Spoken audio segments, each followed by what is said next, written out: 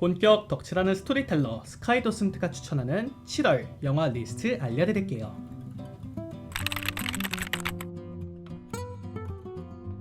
첫 번째 작품은 이번 7월 3일에 개봉한 영화 탈주입니다. 지난 2020년 삼진그룹 영어 토익반으로 호평을 받은 바 있던 이종필 감독이 이재훈 배우와 구교환 배우의 힘으로 나아가는 영화 탈주를 제작했는데요. 작품은 기본적으로 탈북을 꿈꾸는 병사 규남과 그를 저지하려는 장교 현상의 갈등을 다룹니다. 그 소재가 워낙에 분명하기 때문에 관객의 입장에서 이야기의 흐름이 충분히 그려지는 것 같아요.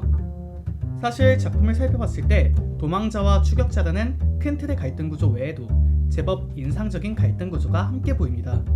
운명에 순응할 것인가 아니면 저항할 것인가.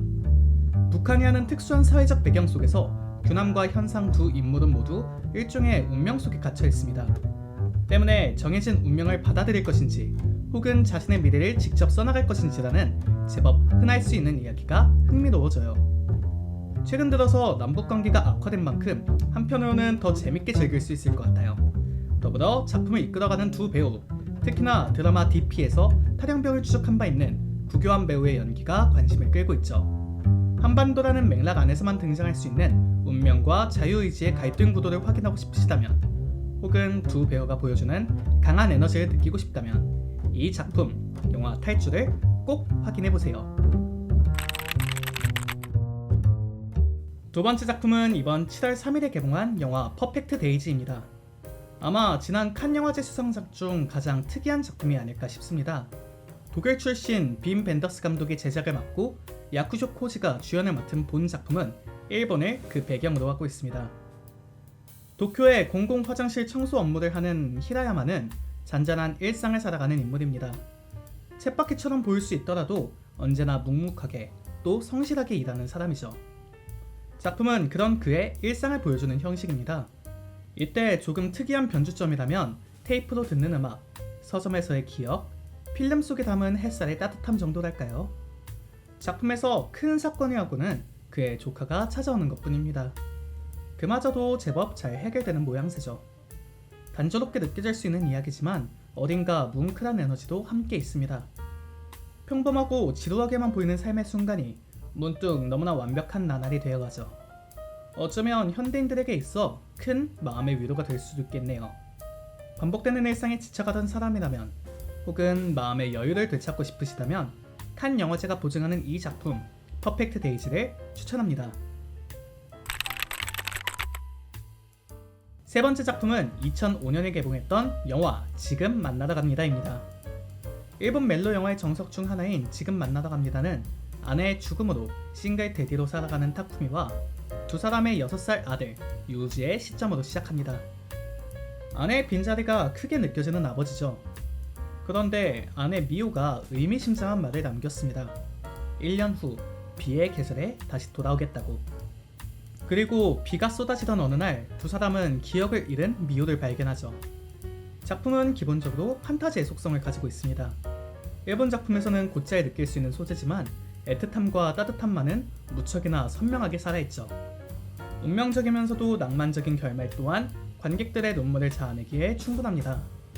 개인적으로는 비가 내리는 계절이면 꼭 생각나는 작품인 것 같아요. 더불어 작품의 메인 사운드 트랙 시간을 넘어서의 선율도 참 감각적입니다. 익히 알고 있던 음악이 장면 속에서 완벽하게 어우러지는 과정을 보면 기쁘다가도 슬퍼지는 그리고 신비로움이 느껴지는 영화 고유의 톤 앤 매너를 느낄 수 있죠. 일본 멜로 영화의 감성을 좋아하신다면 혹은 사운드 트랙이 어떻게 살아나는지 느껴보고 싶다면 영화 지금 만나러 갑니다를 추천합니다. 네 번째 작품은 지난 6월 21일에 개봉한 영화 하이제킹입니다. 본 작품은 1971년 당시 실제 있었던 F-27기 납북 미수 사건의 소재로 이야기를 풀어나가고 있습니다. 처음으로 상업 장편 영화를 제작한 김성환 감독과 하정우, 여진구, 성동일, 최수빈 등의 배우들이 영화 속에서 합을 맞추고 있는데요.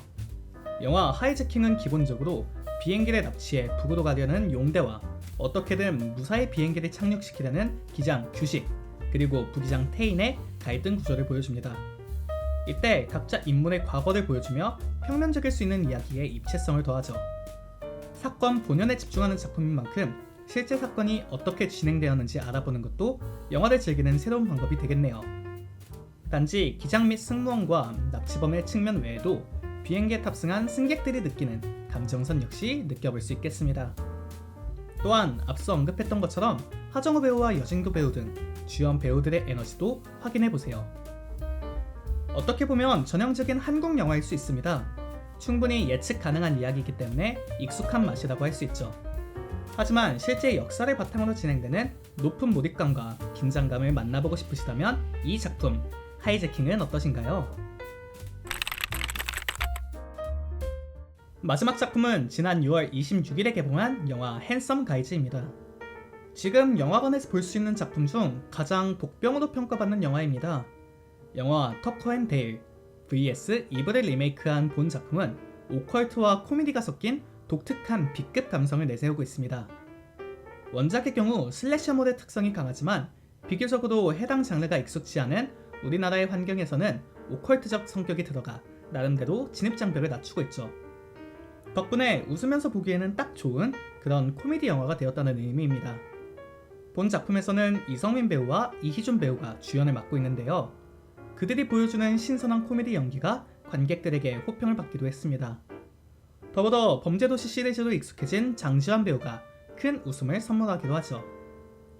분명히 호불호를 탈 수 있는 장르입니다. 원작을 좋아하던 사람이라면 슬래셔물의 특성이 줄어들어 아쉬울 것이고 B급 감성의 코미디와 오컬트 요소가 안 맞는다면 작품의 재미가 떨어질 수도 있죠.